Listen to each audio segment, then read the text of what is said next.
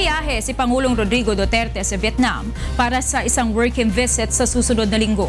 Samantala bago naman matapos ang taon ay magtutungo rin ang Pangulo sa Japan at China. Ito ang balita ni Rosalie Cos.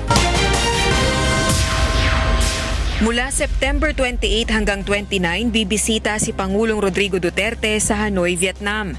Ayon sa Presidential Communications Office, layo ng pagbisita na paigtingin ang bilateral economic trade sa ibang ASEAN member countries tulad ng Vietnam.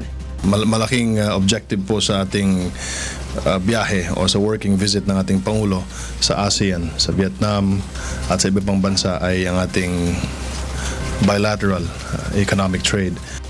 Maaari ding mapag-usapan ang issue ng maritime dispute sa South China Sea dahil isa ring claimant country ang Vietnam. Samantala, sa Oktubre naman ay inaasahan din ang pagtungo ni Pangulong Duterte sa Japan.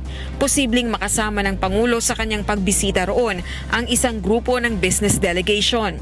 Ayon sa Department of Trade and Industry, magandang pagkakataon ito upang paigtingin ang trading activities ng dalawang bansa. From the economic side, nakikita natin yung pagtutulak ng greater trade activities, mas lumaki pa ang ating exports. Ang Japan government, in fact, Japan is our biggest trading partner, no? Number 1 po yan.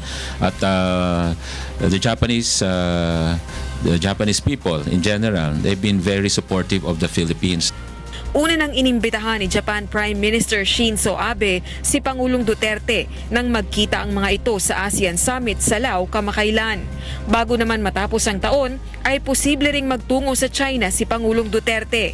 Naipahayag na ng Pangulo ang kagustuhan nitong makipagpulong sa China upang igiit ang karapatan ng mga Pilipinong mangingisda sa pinag-aagawang teritoryo sa Bajo de Masinloc o Scarborough Shoal. Me, I'm willing to talk. I'm going to China because I want. Then, kung kami na lang doon, I will present the problem to him and I will say to him, we do not go out of the four corners of this paper. We talk. Ganon, pero hindi ang pagtapangan tayo. Negosyo na. Kita mo, tulong sinagawa ng power plant. And just imagine if we can get their help in the years to come. It's not territorial. Kung territorial, matagal na tayo nagpapatayan dyan. It's the sovereign entitlement. But one of the things that I would demand, if I go to the mainland China, is give us back our fishing rights. Rosalie Cos, UNTV News and Rescue, Malacanang.